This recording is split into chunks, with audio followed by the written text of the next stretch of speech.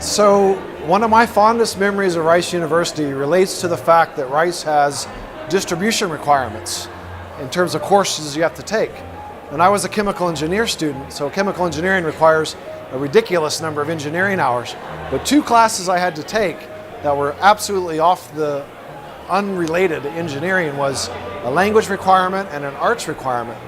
And the language requirement class I had to take, which I absolutely loved, was a Portuguese class.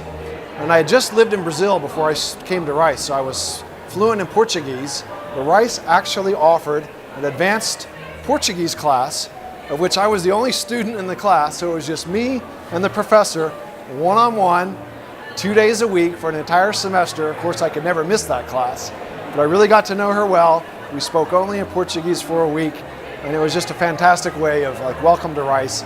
We have a one-on-one class for you. And the second class I had to take, which was non-engineering, which I absolutely loved as well, was a filmmaking class. And of course, being an engineer student, I struggled with this a little bit, but we did a project, and the project was one of the students in my group was actually from Houston and was friends with the University of Houston, the person that took care of the mascot of University of Houston, which was the Cougar. And another person in my group happened to be the owl caretaker.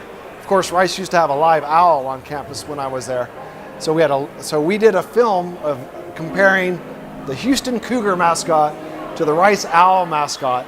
And we actually went to the University of Houston and filmed them taking care of, feeding the cougar.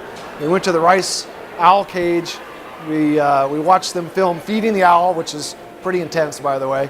And then when Rice played Houston in football, we had the owl and the cougar, the live owl, a real owl and a real cougar meeting face to face in this film.